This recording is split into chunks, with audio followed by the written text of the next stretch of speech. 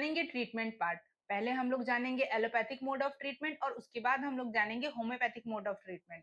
तो allopathic mode of treatment में uterine fibroid की साइज कितनी है, देन सिम्टम्स की सिवियरिटी कितनी है, उसके ऊपर डिपेंड करता है।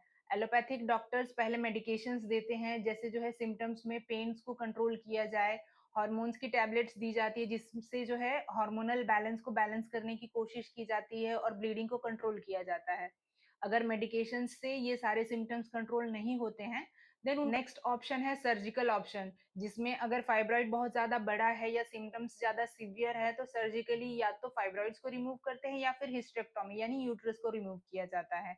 देन नेक्स्ट स्टेप आता है, अगर फाइब्रॉइड बहुत ज्यादा नहीं है तो वेट एंड वॉच भी करते हैं और देखा जाता है कि कहीं फाइब्रॉइड को जो है मॉनिटर किया जाता है समय समय पर जांच के थ्रू, कि अगर साइज बढ़ तो नहीं रही है, सिम्टम्स जो है ज्यादा तेज तो नहीं हो रहे हैं या सिवियर तो नहीं हो रहे हैं, और उसको कंट्रोल करने की कोशिश की जाती है। और अगर ये सभी चीजों से कंट्रोल नहीं होता है तो फिर देन उस पेशेंट में फिर आगे चल के सर्जरी की जाती है। यूट्राइन फाइब्रॉइड्स एक कॉमन प्रॉब्लम है, इसका ट्रीटमेंट पॉसिबल है। तो अगर आपको जो है बताए गए सिम्टम्स में से कोई भी समस्या है तो इसको इग्नोर ना करें, अपने डॉक्टर से मिले और अपनी ट्रीटमेंट स्टार्ट करें, क्योंकि हेल्दी वुमन मतलब हेल्दी फैमिली। तो होम्योपैथी की सहायता से हम जानेंगे कि किस तरह से होम्योपैथी की सहायता से जो है विदाउट एनी सर्जरी आप अपने यूट्राइन फाइब्रॉइड की समस्या से छुटकारा पा सकते हैं। होम्योपैथी में बहुत ही इफेक्टिव मेडिसिन अवेलेबल है, जो सिर्फ सिम्टम्स को ही नहीं बल्कि रूट कॉज को भी ट्रीट करती है और पेशेंट को ठीक करती है विदाउट एनी साइड इफेक्ट। तो अब हम जानेंगे कुछ होम्योपैथिक मेडिसिन के बारे में जो यूट्राइन फाइब्रॉइड्स की कंडीशन में एप्लीकेबल है। और जैसा कि मैंने अपने हर वीडियो में कहा है, किसी भी मेडिसिन को लेने से पहले कंसल्टेंट होम्योपैथिक फिजिशियन से कंसल्ट करें, उसके बाद ही मेडिसिन लें, सेल्फ मेडिकेशन ना करें। पहली मेडिसिन है सीपिया, जिसमें पेल्विक प्रेशर और पीरियड्स जो है इरेगुलर है, तो ऐसी कंडीशन में हम सीपिया नाम की मेडिसिन का यूज करेंगे। इसके अलावा नेक्स्ट मेडिसिन है कलकेरिया कार।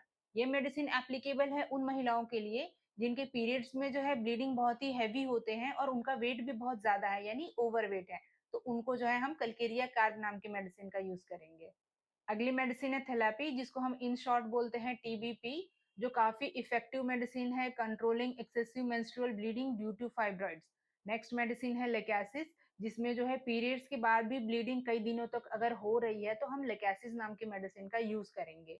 इन मेडिसिन के अलावा और भी मेडिसिन हैं जो आपके फाइब्रॉइड्स की समस्या को ठीक करने में और आपके फाइब्रॉइड्स को कम करने में हेल्प करेगी।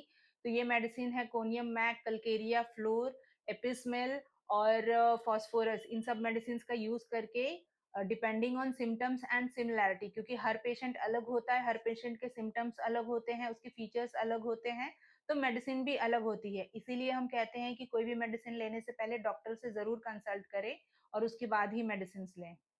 फाइब्रॉइड्स को कंट्रोल करने के लिए और ठीक करने के लिए मेडिसिन के साथ में आपको अपने लाइफस्टाइल में भी कुछ चेंजेस करने होंगे।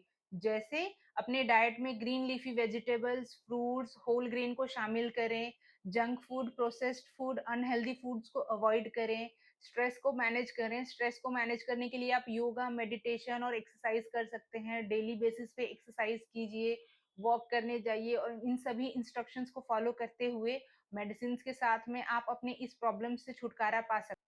रेगुलर एक्सरसाइज करें, अपने हेल्दी वेट को मेंटेन करें और इसी तरह की हेल्थ अपडेट के लिए सब्सक्राइब कीजिए टॉक विद डॉक्टर पूनम को।